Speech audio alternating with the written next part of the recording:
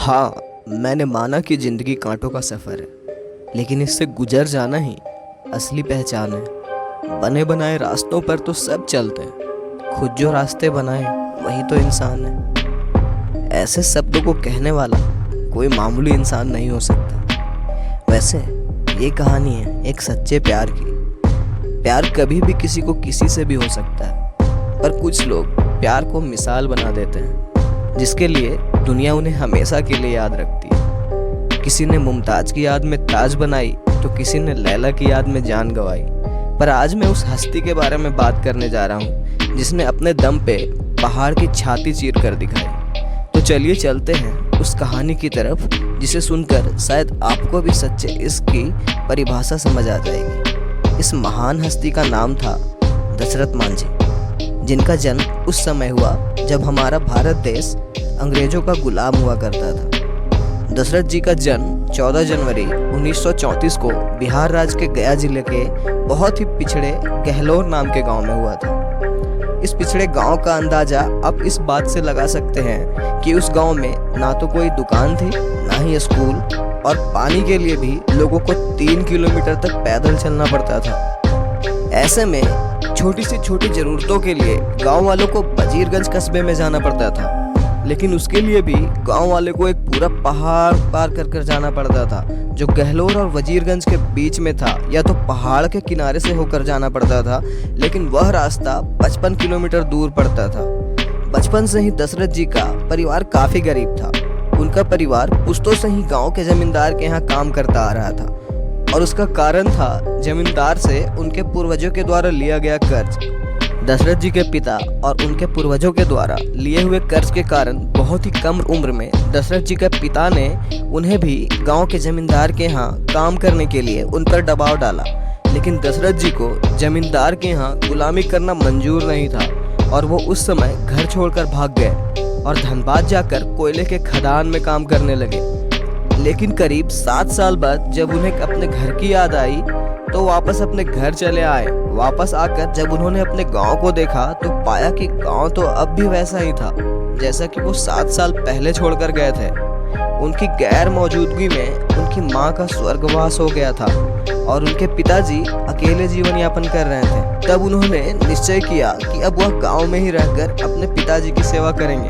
धनबाद से लौट कर आने के बाद दशरथ जी को फल्गुनी नामक एक लड़की से प्यार हो गया था। दोनों ही एक दूसरे से प्यार करने लगे थे और दोनों ही एक दूसरे से शादी करना चाहते थे, लेकिन फल्गुनी देवी जी के घर वाले इस शादी के खिलाफ थे। इसलिए दशरथ ने फल्गुनी देवी जी को भगाकर उनसे शादी कर ली।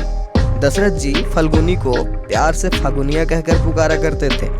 शादी के बाद भी दशरथ जी की आर्थिक स्थिति अच्छी नहीं थी और वह गरीब ही थे, लेकिन उनका परिवार काफी खुश था।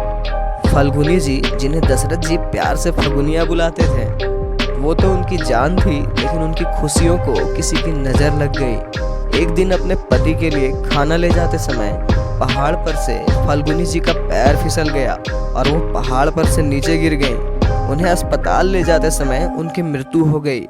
अगर उन्हें समय पर अस्पताल की सुविधा मिल जाती तो वह बच जाती, लेकिन उस पहाड़ के कारण यह संभव नहीं था। इस घटना से दशरथ जी का हृदय टूट गया और उन्हें ऐसा लगने लगा कि जैसे उनकी जिंदगी में अब कुछ भी नहीं रहा। फल्गुनी जी के जाने से पहले उनके 2 बच्चे हो चुके थे। फल्गुनी जी के निधन ने उन पर बहुत ज़्यादा प्रभाव डाला। उनके निधन के बाद दशरथ जी ने प्रतिज्ञा ली कि वह इस पहाड़ को तोड़कर इसके बीच से रास्ता बनाएंगे, ताकि जो उनके साथ हुआ वह किसी और के साथ दोबारा ना हो सके। उन्होंने 1960 में एक छेनी हथौड़े से पहाड़ काटने की शुरुआत कर दी, और ये देखकर लोग उन्हें पागल कहते थे, लेकिन लोगों के तानों को उन्होंने अपने हौसला बनाया और लगातार अपनी मेहनत करते रहे। इसी बीच गांव में अकाल जैसी स्थिति भी आई और गांव के सारे लोग गांव छोड़कर चले गए, लेकिन उन्होंने अपना इरादा नहीं बदला। अकाल जैसे मुसीबत में भी उन्होंने घास पत्तियां खाकर और गंदा पानी पीकर अपना काम नहीं छोड़ा। इस बीच गांव के जमींदार उनको अपनी मीठी बात में फंसा लेता है। वह उसकी मदद करेगा सरकार से सड़क के लिए पैसे मांगने में। दशरथ जी अनपढ़ थे, जिस वजह से वो उनकी बातों में आ जाते हैं और अंगूठा लगा देते हैं। सरकार से 25 लाख की मदद भी मिलती है, लेकिन जमींदार ने उन पैसे को अपने निजी स्वार्थ के लिए इस्तेमाल कर लिया। लेकिन जब दशरथ जी को इस बात का पता चलता है कि जमींदार ने उन्हें 25 लाख का चूना लगाया है, तो वह इसकी शिकायत प्रधानमंत्री से करने की ठान लेते हैं। उनके पास दिल्ली जाने के लिए टिकट के पैसे नहीं थे, लेकिन उनके हौसले ने उनका साथ नहीं छोड़ा। वो दिल्ली के लिए पैदल निकल पड़े, लेकिन दिल्ली में उनकी कोई सुनवाई नहीं हुई। आखिरकार वो थक हार कर अपने गांव वापस आते हैं। एक बार फिर वो पूरे जोश के साथ पहाड़ तोड़ने के काम पर लग जाते हैं। आखिरकार 22 साल के बाद सन 1982 में उनकी मेहनत रंग लाती है। उन्होंने अकेले अपने दम पर 360 फुट लंबी, 30 फुट चौड़ी और 25 फुट ऊंचे पहाड़ को काटकर एक सड़क बना दी, जिससे दिन भर में तय किया जाने वाला रास्ता आधे घंटे में तय किया जाने लगा।